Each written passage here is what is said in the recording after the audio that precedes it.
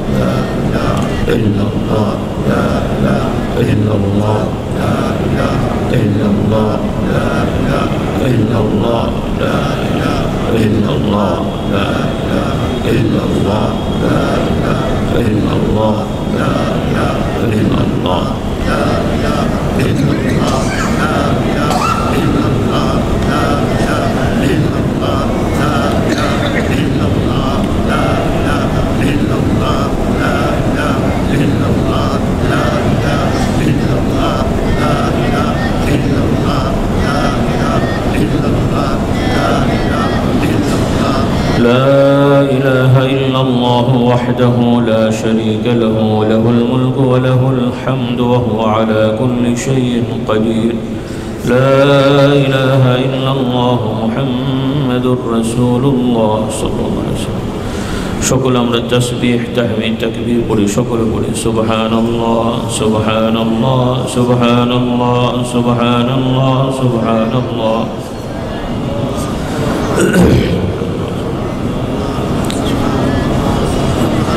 سبحان الله سبحان الله سبحان الله سبحان الله سبحان الله سبحان الله سبحان الله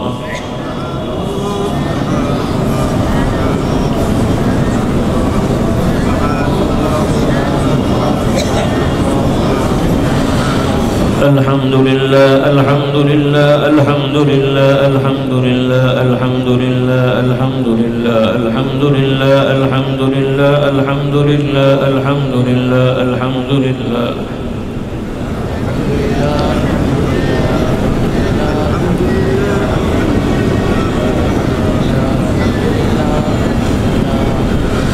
الله أكبر الله أكبر الله أكبر الله أكبر الله أكبر الله أكبر الله أكبر الله أكبر الله أكبر الله أكبر الله أكبر الله أكبر الله أكبر الله أكبر الله أكبر الله أكبر الله أكبر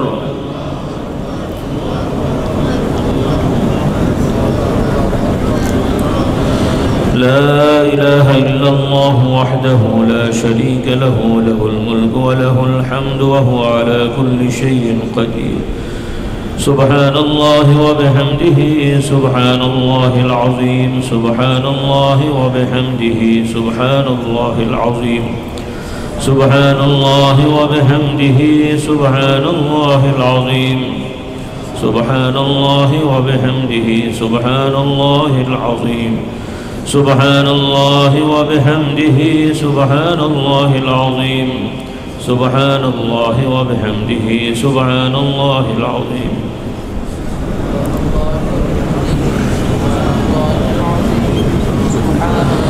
سبحان الله والحمد لله ولا إله إلا الله والله أكبر سبحان الله والحمد لله لا إله إلا الله والله أكبر سبحان الله والحمد لله لا إله إلا الله والله أكبر سبحان الله الحمد لله لا إله إلا الله والله أكبر سبحان الله الحمد لله سبحان الله الحمد لله لا إله إلا الله والله أكبر لا حول ولا قوة إلا بالله العلي العظيم لا حول ولا قوة لا حول ولا قوة إلا بالله العلي العظيم لا حول ولا قوة إلا بالله العلي العظيم لا حول ولا قوة إلا بالله العلي العظيم لا حول ولا قوة إلا بالله العلي العظيم لا حول ولا قوة إلا بالله العلي العظيم سبحان الله وبحمده عدد خلقه ورضا نفسه وزنة عرشه ومداد كلماته سبحان الله وبحمده عدد خلقه ورضا نفسه وزنة عرشه ومداد كلماته سبحان الله وبحمده عدد خلقه ورضا نفسه وزنة عرشه ومداد كلماته الله أكبر সকলে নিজেদের অন্যায় অপরাধ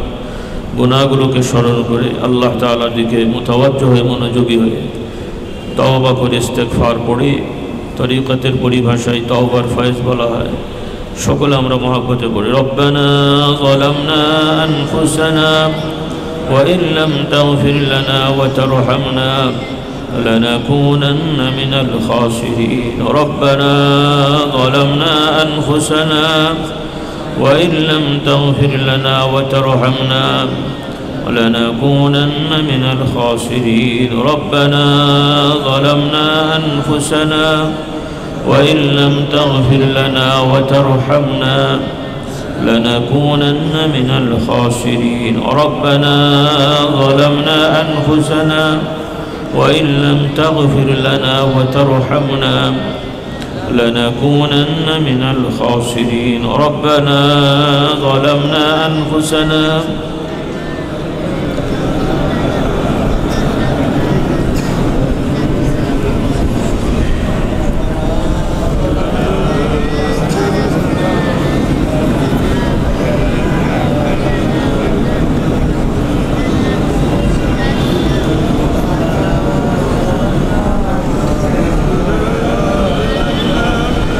আল্লাহু আকবার সকলে আল্লাহ তাআলার অনেকগুলো গুণময় নাম রয়েছে সেগুলো আমরা পড়ব চেষ্টা করব শিখব ইনশাআল্লাহ তার সাথে সাথে নামসমূহের অন্যতম কয়েকটি নাম বিশেষ করে ওজিফা আদায়ের জন্য আমরা পড়ে থাকি তরিকতের পরিভাষায় রহমতের ফয়েজ বলা হয় তো আল্লাহ তাআলার এই নামগুলো আল্লাহর দিকে মুতাওয়াজ্জহ হয়ে তাকে স্মরণ করে ডেকে আল্লাহ তাআলার পক্ষ থেকে রহমত বরকতের আশা করা সকলে আমরা মহব্বতে পড়ি ইয়া আল্লাহ ইয়া রহমান ইয়া রহিম ইয়া হাইয়্যু ইয়া কাইয়্যুম ইয়া আল্লাহ ইয়া রহমান ইয়া রহিম ইয়া হাইয়্যু ইয়া কাইয়্যুম ইয়া আল্লাহ ইয়া রহমান ইয়া রহিম ইয়া হাইয়্যু ইয়া কাইয়্যুম ইয়া আল্লাহ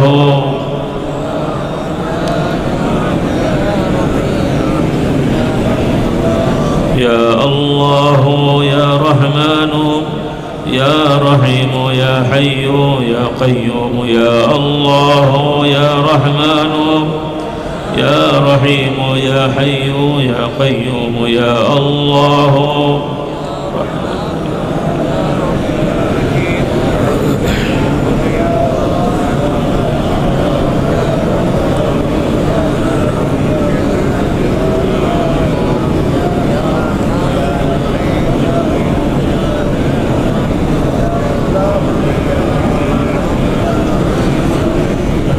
الله أكبر شكل أمر قل حسبنا الله ونعم الوكيل نعم المولى ونعم النصير حسبنا الله ونعم الوكيل نعم المولى ونعم النصير حسبنا الله ونعم الوكيل نعم المولى ونعم النصير حسبنا الله ونعم الوكيل نعم المولى ونعم النصير حسبنا الله ونعم الوكيل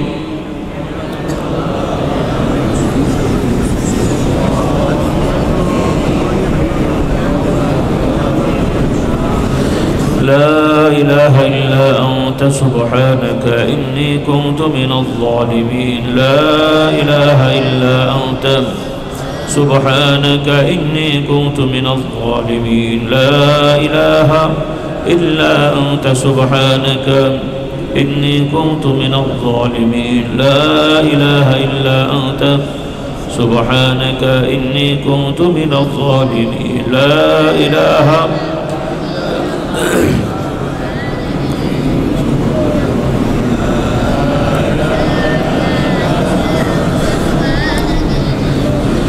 إنا لله وإنا إليه راجعون إنا لله وإنا إليه راجعون إنا لله وإنا إليه راجعون إنا لله وإنا إليه راجعون إنا لله وإنا إليه راجعون الله أكبر الحمد لله আমরা সংক্ষেপে কিছু পড়লাম আমার ভাইদের প্রতি আহ্বান থাকবে, নিজেরা এগুলো শিখে নেবেন, ব্যক্তিগতভাবে আমল করবেন, সুযোগ সুবিধা অনুযায়ী মাঝে মাঝে মজলিস করা। এই তাসবিহ তাহলিলের মজলিস প্রতিদিন করার নিয়ম না, আবার মজলিস করা যাবে না তা নয়। আমাদের সমাজের কিছু উলামা একরাম মনে করেন এই যেভাবে আমরা বসে জিকির করলাম, তাসবিহ তাহলিল পড়লাম, তারা এটাকে অপছন্দ করেন। তারা মনে করেন ব্যক্তিগতভাবে পড়লেই হয়, এভাবে পড়া ঠিক নয়, এটা ভুল কথা। প্রশিক্ষণের জন্যে বা মাঝে মাঝে মজলিস করা এটাও সুন্নতের অন্তর্ভুক্ত। উলামা একরাম যারা আছেন আপনারা হাদিসগুলোকে তাহকিক করবেন, আমার অনুরোধ। আর যারা একতরফা শুনে মন্তব্য করেন তাদের প্রতি অনুরোধ, সকল উলামাদের কথাগুলো শুনবেন বা নিজেরা পড়বেন, হাদিসগুলো পড়বেন। সহিহ হাদিসের আলোকে এসেছে, বুখারী শরীফের কিতাব ও দাওয়াতের অধ্যায় আছে, সংক্ষেপে আমি বলছি, আপনারা যারা পড়তে চান পড়ে নেবেন। আল্লাহ তাআলার নির্ধারিত ফেরেশতা আছেন, বাড়তি ফেরেশতা, প্রচলিত ভাষায় স্পেশাল ব্রাঞ্চ বলে না অনেক সময়, তো হাদিসের ভাষায় বলা হয়েছে মালাইকাতান ফুদলা, আরবি ভাষায়। অর্থাৎ আল্লাহ তাআলার নির্ধারিত বিভিন্ন ফেরেশতা রয়েছেন। এই নির্ধারিত দায়িত্বের ফেরেশতার বাইরেও বিশেষ একদল ফেরেশতা আছেন। তাদের কাজ হলো পৃথিবীব্যাপী আল্লাহর বান্দারা কোথায় একত্রিত হয়ে আল্লাহ তাআলার গুণগান করছে এই মজলিসে যাওয়া, বলি আলহামদুলিল্লাহ। আর সেই হাদিসের ভাষাটা কি? প্রশ্নটা এখানে। কেউ কেউ এই হাদিসকে কোরআনের মজলিস বলে চালিয়ে দেন, এটা ভুল কথা। নিঃসন্দেহে কোরআনের মজলিসের আলাদা বৈশিষ্ট্য আছে, সেটাকে অস্বীকার করার সুযোগ নেই। কোরআন পড়া, পড়ে শোনানো, এটাকে হাদিসের ভাষায় কোরআনের দর্স বলা হয়েছে। হাদিসের ভাষায় বলা হয়েছে ইয়াতলুনা কিতাবাল্লাহি ওয়া ইয়াতাদাআসুনাহু। তো যেহেতু আমাদের সমাজে ঝগড়া করার অভ্যাস আছে, তা আমি একটু ঝগড়ার খাতিরে বলে দিই আর কি, যে আমরা অনেক সময় তাফসিরুল কোরআন বলি, কিন্তু হাদিসের ভাষায় কোথাও তাফসিরুল কোরআন খুঁজে পাবেন না। তার মানে বলা যাবে না আমি তা বলছি না আর কি, মানে তারা অনেক সময় তর্ক করেন আর কি, আমাদের অনেক বিষয় নিয়ে কিছু ভাইরা তর্ক করেন, কোরআনে নাই, হাদিসে নাই, পীর নাই, এ নাই, সে নাই। সেই জন্য তাদের তর্কের খাতিরে বলতে হয় যে আপনারা তাফসিরুল কোরআন মাহফিল করেন, তাফসিরুল কোরআন তো কোরআনে নাই, কারণ হাদিসে আসছে দর্সুল কোরআন ইয়াতাদারাসুনাহু। তাফসির বলা যাবে না আমি তা বলছি না। তো অনেক শব্দ সরাসরি কোরআন হাদিসে আসেনি, কিন্তু যে শব্দগুলো কোরআন হাদিসে এসেছে সেগুলোর সম্পূরক বা সেগুলোর সহায়তায় কিছু বাক্য শব্দ আমাদের সমাজে প্রচলিত আছে। এগুলোকে ইসলাম বিরোধী বলার কোনো সুযোগ নেই, এগুলো সহায়ক, ইসলামের পক্ষে, বলি আলহামদুলিল্লাহ। একটা বৈশিষ্ট্য একটু সহজভাবে বোঝায়। গোশত আমরা হালাল গোশত খাই, গরুর গোশত খাই, ছাগলের গোশত খাই, ভেড়ার গোশত খাই, মোষের গোশত খাই, সবই গোশত। তো ছাগলের গোশতের কাজ কি মোষের গোশত হয়? এক একটা গোশতের এক একটা স্বাদ, এক একটা গুণ। ফল ফলাদি আছে, আপেল, আঙ্গুর, বেদানা আছে না, এক এক ফলের এক এক গুণ, স্বাদ, টেস্ট। এবং চিকিৎসা বিজ্ঞানে এগুলো আবার নাম দেওয়া হয়, vitamin, Shakti vitamin, A B C D বলে না। তো ভিটামিন এ এর কাজ বি দিয়ে হয়, আপনার এর ঘাটতি হয়েছে বি একটু বেশি করে খান, হবে তো। বির ঘাটতি হয়েছে এ খান। তাহলে এক একটা ফলের এক এক স্বাদ, এক এক বৈশিষ্ট্য, এক এক কার্যকারিতা। আবার একই মানে একাধিক ফলের সি আছে, কিন্তু এই সিও আবার আলাদা রকমের। কমলা লেবুতেও ভিটামিন সি আছে, কাগজি লেবুতেও ভিটামিন সি। প্লাস্টিকের লেবু আছে নাকি আবার, কাগজি যদি থাকে? তো কমলার ভিটামিন সি, কাগজের ভিটামিন সি, দুটোই ভিটামিন সি, কিন্তু দুই সি আবার একরকম না। হ্যাঁ, তো কোরআন তেলাওয়াত করা, কোরআনের প্রভাব এটা আলাদা, তাসবিহ তাহলিলের প্রভাব আলাদা।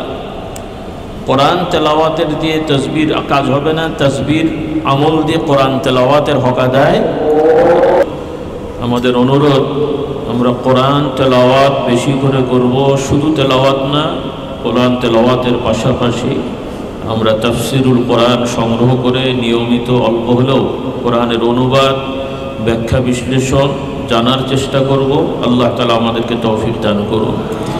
এর সাথে সাথে ব্যক্তিগতভাবে ফজরের পরে, আসরের পরে, মাগরিবের পরে আমরা এই তাসবিহ তাহলিলের আমলগুলো করার চেষ্টা করব। উন্মুক্ত সময়ও করা যায়, তো বিশেষ সময়গুলোতে বরকত বেশি।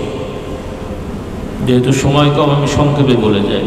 হাদিস শরীফে আছে, রাসূলুল্লাহ সাল্লাল্লাহু আলাইহি ওয়াসাল্লাম ইরশাদ করেন, যারা ফজরের নামাজ জামাতে পড়বে, এরপরে ওই জায়গায় বসে থেকে জিকির আজকার করবে।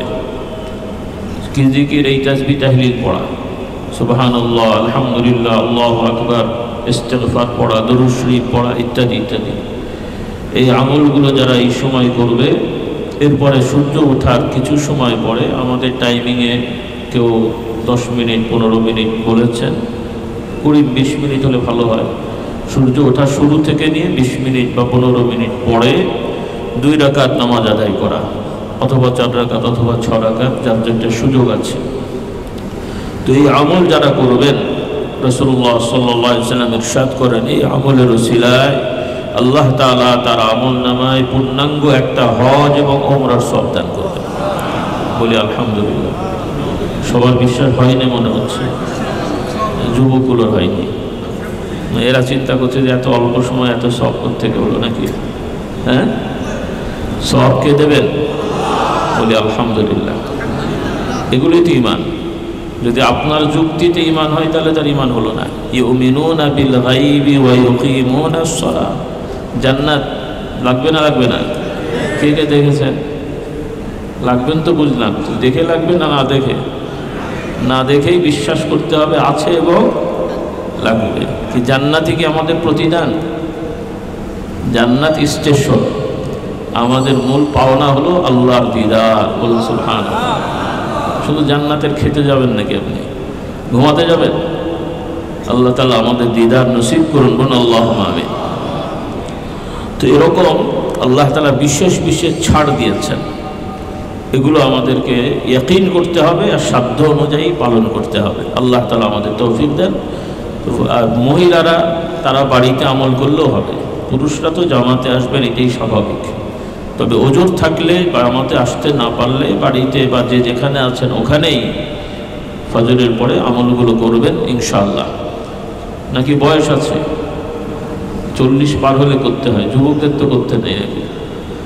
আর যুবকরা কেউ করতে চাইলেও কিছু কিছু বাপরা আবার মানা করে যে তোদের এখনো বয়স হয় নাই। আছে না নাই? গান গাওয়ার বয়স হয়েছে, এখনো জিকির করার বয়স হয় নাই। আল্লাহ এতে হেদায়েত দান করুন। যুবক থেকেই তো দিন হবে, কারণ যারা এই যুবক বয়স থেকেই দিনকে মেনে চলে, আল্লাহ তাআলা এদের কিয়ামতের ময়দানে বিশেষ মর্যাদা দান করবেন। তা আমার ভাইয়েরা, বাবারা, চাচারা যারা আছেন, আপনারা কি চান না যে আপনার সন্তান ভাতিজারা বিশেষ মর্যাদা পাক? নাকি আপনারা চান যে আপনার 40 বছরের নামাজ ফরজ হয়েছে, ওদের 60 হোক নাকি? আমাদের সমাজে অনেকে 40 বছর ফরজ হয় তো নাকি? যখন আমাদের দাওয়াতি ভাইরা টেনে টুনে নিয়ে আসে তখন ফরজ হয়, এর আগে হয় না কি? তাই তো।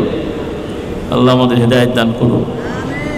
তো যাই হোক, এই আমলগুলোর উপরে থাকি।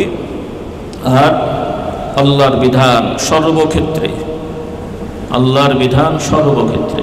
একজন মুমিন তার ঘুম থেকে ওঠা নিয়ে ঘুমানো পর্যন্ত প্রত্যেকটা পদক্ষেপে আল্লাহর আইন আছে। বলি আলহামদুলিল্লাহ। নাকি শুধু মসজিদে আল্লাহর আইন, শুধু রমজানে আল্লাহর আইন, শুধু পীর সাহেবের দরবারে যাওয়ার সময় মাথায় টুপি, হুজুরকে হাতিয়ে আর বের হয়ে গেলে তিলক নাকি? এই তো মুসলমানের অবস্থা। আল্লাহ এদের হেদায়েত দান করুন। সর্বক্ষেত্রে ইসলামকে খণ্ড করার কোনো সুযোগ নেই। আপনার মসজিদেও আল্লাহর আইন থাকবে, সংসদেও তখন তার আইন। মসজিদের কেবলা হলো কাবা, আর সংসদের কেবলা হলো আমেরিকা, ব্রিটেন। তাই তো বানিয়ে বসে আছে। তাহলে মুসলমান হতে পারেন নাই। মুসলমানের পরিবার, সমাজ, রাষ্ট্র সব জায়গায় কার আইন হবে? এটা যদি ইয়াকিন না হয় মুসলমান হওয়া যাবে না। পালনে ত্রুটি থাকলে আল্লাহ ক্ষমা করে দেবেন, কিন্তু ইয়াকিনে যেন ত্রুটি। আরো মক্কা শরীফে অনেক মুমিনরা বা মদিনা শরীফে একটা সময় পর্যন্ত কাবা শরীফকে কেবলা করে সিজদা করা হয়েছে। তখনও কাবার মধ্যে মূর্তি ছিল, কারণ ফাতে মক্কা হয়েছে, মক্কা বিজয় হয়েছে কত সালে, কত হিজরি? 8 হিজরির কাছাকাছি, তাই না? 8ম হিজরির কাছে। তার মানে রাসূলুল্লাহ সাল্লাল্লাহু আলাইহি সাল্লাম মদিনায় আসারও প্রায় 7-8 বছর কাবার দিকে ফিরে সালাত আদায় করেছেন, তখনও কাবার মধ্যে মূর্তি ছিল। নামাজ হয়েছে না হয় নাই? তার মানে কি মূর্তি সিজদা করেছেন? তাহলে সাধ্যে না থাকলে আমাদের সমাজে অনেক হারাম কাজ আমাদের আশপাশে হচ্ছে, সামনে হচ্ছে, সরাতে পারছি না, কিন্তু আমার অন্তর ঠিক থাকলেও আমি আল্লাহর কাছে নাজাত পেয়ে যাব। আল্লাহ না করুক আর যদি আমাদের অন্তরে গোলমাল হয়ে যায়, মসজিদেও যাব, মন্দিরেও যাব, নামাজও পড়ব, আল্লাহর কাছেও চাইব, আবার অন্য জায়গায় যেয়ে বলবো যে অমুক কি বলে দেবীর আশীর্বাদে ফসল বেশি হয়েছে নাকি? হ্যাঁ, আল্লাহ আমাদের হিদায়াত দান করুন। এভাবে মুসলমান হওয়া যায় না। তো শারীরিকভাবে আল্লাহ তাআলা অনেক দিন পরে নিয়ে আসলেন, আবার হয়তো যখন আসবো তখন হয়তো দেশের আর এক পরিবর্তন হতেও পারে, জানি না কি হবে। তো সামনে অনেক চ্যালেঞ্জ আপনাদের সামনে আছে, ইমানকে ধরে রাখতে হবে। কোনো দলের অন্ধভক্ত হয়ে ইমান নষ্ট করা যাবে না। অন্ধভক্ত কারো হবেন না। এদেশের শতকরা 90% মানুষ মুসলমান, যারা ইসলাম ভালোবাসবে, ইসলাম মেনে চলবে, এই ওয়াদা দেবে, কোরআন সুন্নাহ বিরোধী কাজ করবে না, এবং প্র্যাকটিক্যাল আপনারা দেখবেন তাদের সহযোগিতা করবেন। আর যারা মুনাফিকি করবে, আগে থেকেই বুঝে গেছেন রিস্ক নেওয়া যাবে না, কোনো রিস্ক নেওয়া যাবে না।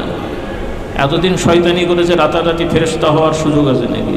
কিন্তু হবে অনেকে। এখনই কিছুদিন পরে দেখবেন দাড়ি ছেড়ে দেবে, এত বড় দাড়ি হবে, হাতে তসবিহ নিয়ে ঘুরবে, তারপরে কেউ কেউ পাগড়ি মাথায় দেবে। এই ধোঁকাবাজদের পাল্লাই পড়া যাবে না। যারা আলহামদুলিল্লাহ আগে থেকেই সত্যবাদী, নিষ্ঠাবান, সততার সহিত চলছে, তাদেরকে সহযোগিতা করা হবে। এখন কোন পদ্ধতিতে কি হবে ভাই আমরা জানি না। আমরা দলীয় রাজনীতি করি না, তবে রাজনীতি লাগবে না তা বলি না। আমরা দলীয় রাজনীতি করি না। আমরা বলছি না যে আমাকে ইমাম হতে হবে, তার মানে কি নামাজ লাগবে না? আমি ইমাম হতে হবে এটা আমার জরুরি না, কিন্তু নামাজ লাগবে কিনা? তাহলে সমাজে আমরা মন্ত্রী মিনিস্টার হতে হবে সেটা আমরা চাই না, কিন্তু সমাজে কেউ না কেউ মন্ত্রী হতে হবে। তো মসজিদের ইমাম হবে ফেরেশতা আর মন্ত্রী হবে শয়তান। হ্যাঁ, দুনিয়ার চোর, বাটপার, চরিত্রহীন, লম্পট, তাদেরকে আপনারা সমাজের দায়িত্ব দেবেন, আর মসজিদের ইমাম খুঁজবেন যে ডানে তাকায় না, বাঁয়ে তাকায় না, উপরে তাকায় না, নিচে তাকায় না, হাঁটতে পারে না, চলতে পারে না, তাকে নিয়ে এসে মসজিদে বসাবেন নাকি? এভাবে ইসলাম মুসলমান হওয়া যায় না। আপনার মসজিদের ইমাম যেমন সৎ হতে হবে, সমাজের ইমামও কি হতে হবে? সৎ। তো মুসলমান সমাজে বেনামাজি কখনো সৎ হতে পারে? মুসলমান সমাজে বেনামাজি সৎ হয়? যে লোকগুলো তার নিজের ভাই বোনের হক আদায় করে না, সে জনগণের হক আদায় করে। এই বুঝগুলো আপনার থাকতে হবে। কাজে অন্ধভক্ত হয়ে কে কোন দল করেন আমরা সেটা জানি না, জানার দরকারও নেই। তো আপনাদের বিভিন্ন এলাকায় এই সামনে দায়িত্বের জন্য যদি কোনো দুষ্ট লোককে মনোনীত করা হয়, তাদের সহযোগিতা করা যাবে না। দল যাই হোক, সব ভালো মানুষকে সহযোগিতা করতে হবে। রাজি? এটা ইমানের দাবি। কিসের দাবি? এই জিনিসগুলো খেয়াল রাখবেন। আর আমাদের বিষয় স্পষ্ট, আমরা কারোর সাথে শত্রুতাও করি না, কারো দালালিতেও নেই। আমরা আল্লাহর গোলামি করি, নবীর ইতাআত করি, নবীর আদর্শকে আঁকড়িয়ে ধরব, আল্লাহর গোলামি করব, সকল মুমিনের সঙ্গে থাকব, দুষ্টরা যেন ভালো হয় সেই চেষ্টা করব। কি রাজি আছি ইনশাআল্লাহ? আল্লাহ আমাদেরকে তৌফিক দান করুন। আর সময় নেওয়ার সুযোগ নেই। আপনাদের দাওয়াত থাকবে ঢাকা দারুস সালাম আমাদের দরবারে। বাৎসরিক ওয়াজ মাহফিল হয় ডিসেম্বরের শেষে। প্রতি মাসেও প্রতি ইংরেজি অনুযায়ী দ্বিতীয় শুক্রবার তথা আগামী শুক্রবার দারুস সালাম এখান থেকে সহজ, আশপাশে যারা আছেন এই মেট্রো দিয়ে ধরলেই আগারগা যাওয়া যায়, আর বাস টাস তো আছে, আর গুগল ম্যাপ তো সবার কাছেই আছে, প্রায় অনেকের কাছে। দারুস সালাম ফুরফুরা দরবার, ওখানে মাসিক মাহফিল হয়। ওইটার জন্যই মূলত এখানে একটু আমাদের আশা কম হয়। আগে ওখানে দারুস সালাম আগে ব্যাকওয়ার্ড ছিল, যাতায়াত অসুবিধা হতো, এই জন্য এখানে কেন্দ্র করে মাহফিলগুলো হতো। আমাদের এই মাহফিল কিন্তু সবার আগে থেকে হয়। এই বাইতুল মোকাররম যখন থেকে প্রতিষ্ঠিত তখন থেকেই আমাদের দরবারের পক্ষ থেকে মাহফিলগুলো হয়ে আসছে। তারপরে অন্যরাও করেন, কিন্তু আসলে আমাদের আলাদা দরবার প্রতিষ্ঠা হয়ে যাওয়ার কারণে এখানে একটু ফোকাসটা কম হয়ে গেছে। তবে ইনশাল্লাহ আমরা চেষ্টা করব, জায়গাটা যেহেতু মৌলিক জায়গা, এখানে যেন আয়োজনটা নিয়মিত হয়। আমরাও চেষ্টা করব আসার জন্য, আপনাদেরও দাওয়াত থাকবে ইনশাল্লাহ। আর আহ্বান, আমরা কেউই দলাদলি না করি। আমাদের অনেক উস্তাদ থাকতে পারে, অনেক দল সংগঠন সমাজের কাজে থাকতে পারে, কিন্তু আমাদের সকলের মূল নীতি হবে আমরা আল্লাহর বান্দা হব, কোরআন সুন্নাহকে আঁকড়িয়ে ধরবো। রাজি আছি ইনশাল্লাহ। কোনো আলেমের প্রতি আমার দুর্বলতা থাকতে পারে, এটা দোষ না, কিন্তু কোনো হুজুরকে ভালোবাসার মানে এটা নয় যে আরেকজনের প্রতি হিংসা করব। আমাদের একটা বড় ঝামেলা যে আমরা কোনো এক হুজুরকে ভালোবেসে ফেলে এবার অন্য সবাইদেরকে মানুষই মনে করি না। এটা খুব বড় খারাপ জিনিস। মানুষ হিসেবে কারোর প্রতি দুর্বলতা থাকতেই পারে, কিন্তু কোনো আলেম ওলামার প্রতি অবজ্ঞা করা, ক্রিটিসাইজ করা, গালাগালি করা, তাদেরকে মন্দ বলা, এটা কোনো মুমিন মুসলমানের স্বভাব হতে পারে না। এই বিষয়গুলো খেয়াল রাখতে হবে। সর্বোপরি আল্লাহ তাআলা আমাদের সত্যবাদী হওয়ার, নিষ্ঠাবান, নীতিবান, আদর্শবান হওয়ার তৌফিক দান করুন। আর হ্যাঁ, যাই হোক, আল্লাহ আমাদের কবুল করুন। আল্লাহুম্মা সাল্লি আলা সাইয়্যিদিনা মাওলানা মুহাম্মদ النبي وآله وأصحابه وبارك وسلم. الله